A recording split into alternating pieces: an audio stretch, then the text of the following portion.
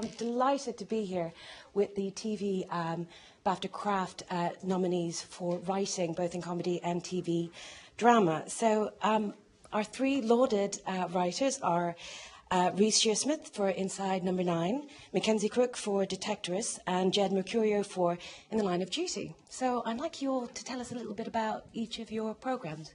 Reece?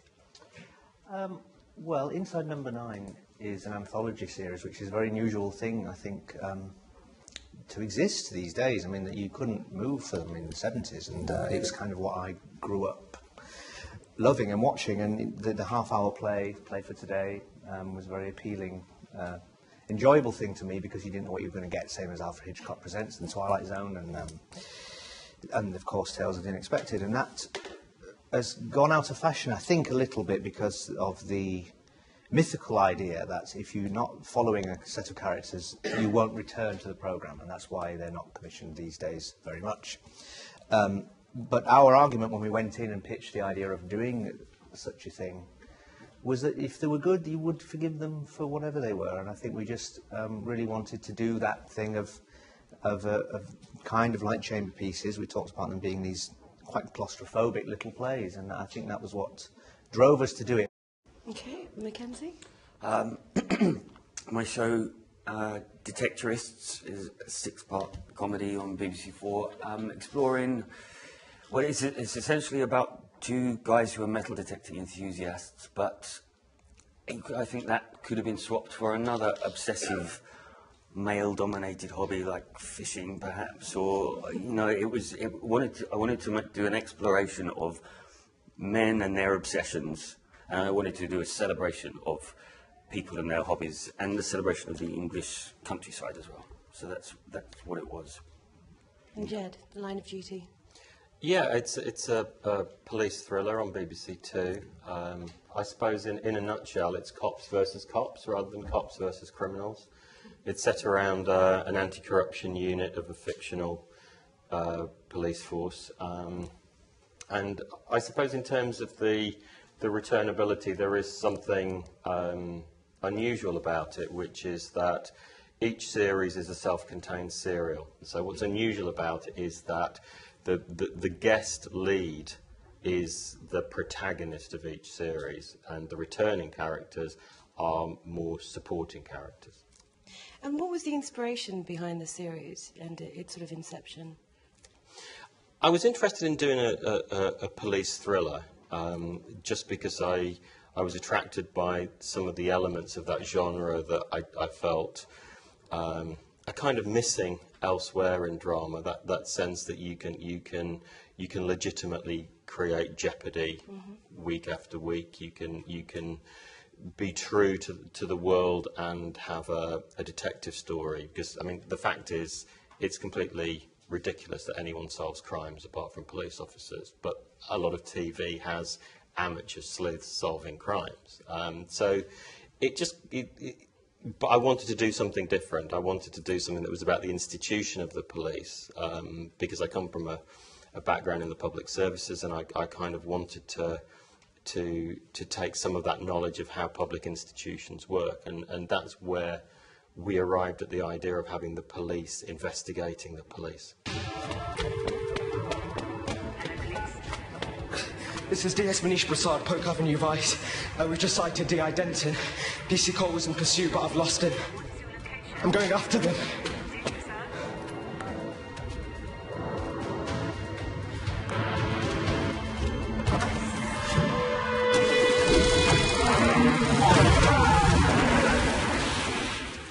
Mackenzie, this script, this particular idea, this programme, has been quite a while in the making, isn't it?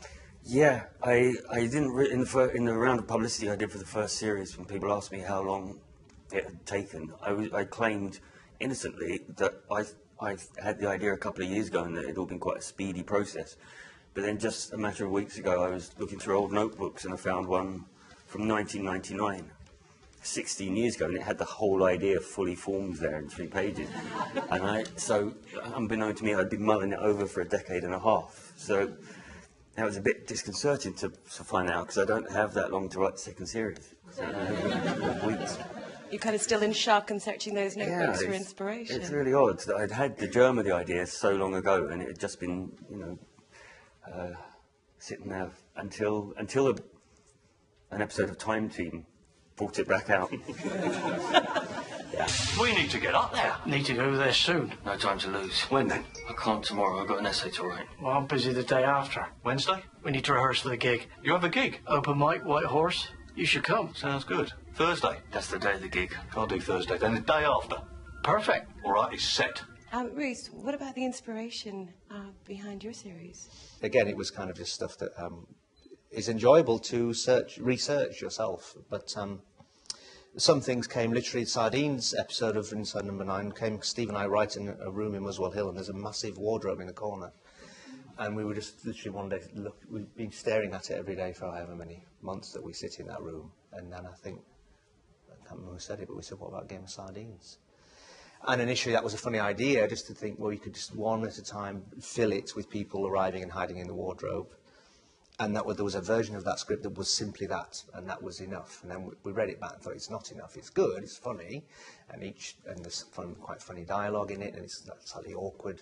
But there was something missing. So it wasn't until we went back in and peppered in the vague dread of the revelation of the child abuse that we realised that was that instantly elevated it into something much more fruitful. And that's always the way with our writing, I think. We are never satisfied with the first root idea of a gentle, we tried to do it, we can never do it. It always feels lacking if there isn't somebody being murdered or some kind of dreadful extra element that just heightens it and gives you an element of jeopardy and peril in a supposed half-hour comedy that you would get in a drama. And I think that's why people are sometimes shocked by what we do, because they are smuggled into a half-hour comedy, whereas you would be ready for it if it was at 9 o'clock on BBC One and you set up to be a drama. But I think we do things that are not that outrageous, but I think that they are a bit blindsiding because they are in the guise of comedy, and maybe more powerful because of it. Oh, not interrupting anything, I hope? Oh, it's like the back room of Cinderella's at Wakefield. Has anyone got any poppers or loos? Stuart, you two know each other then, do you? Unfortunately, yes. They're partners. In what line? Well, it used to be straight up and down, but not anymore. I'm in IT. Congratulations, I'm in SHIT, because I got in late last night, didn't I? Stuart, you can do what you like, it doesn't bother me. So many writers I know tell me they sit and pray when it comes to the writing process, or wander around with a pen in their hand. How do you find it, Jed? What is your writing process? Well, I don't get too stressed about it, I have to say. I don't set myself daily targets. I try and sort of stay on track on a week-by-week basis. But, like Mackenzie and like Reece, I'm very involved in the programmes as well. So I need to, it's not like I'm just sitting in a garret somewhere with endless time to do things and a lack of stimulation. I'm involved in the pre-production, looking at locations and casting and all those things. So I actually find that very stimulating, and it actually means that I'm quite eager to write when I get away from all that kind of noise and sit down and work. So I actually just can't wait to sit down and write most of the time, and obviously there's that great feeling when you finished a script, which is kind of like the end of a prolonged period of painful constipation. And Mackenzie? I do a lot of pacing around. I need a whole day to write, and it takes me sort of a good couple of hours to get into the zone of where I'm actually ready to start putting stuff down. And so a meeting in the afternoon will throw my whole day. I have to have a whole day, and no, I enjoy it. I've learned to relax into it now. I initially was, panicking and got myself into a state, and my mind went blank. But now I've gained some sort of discipline, and I look forward to those days where I've just got the whole day stretching ahead of me, and I can concentrate on it. Do you find that it's good to work towards a deadline as well? Does that help you? No, I don't know. I suppose it does. I mean, I dread them, and I quite often don't even look at them. So I don't want to know how long I've got to do it.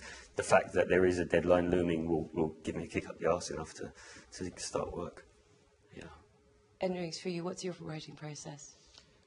Yeah, well, we talk a lot, Steve and I admire the fact that these two write alone. I couldn't do it, I don't think. I think I need to have the instant reaction from Steve. If we can make each other laugh in the room, if it's comedy, then it goes in generally. But there's a lot of talking about if it's these particular number 9s, with them being self-contained stories, we talk a lot about what the idea might be.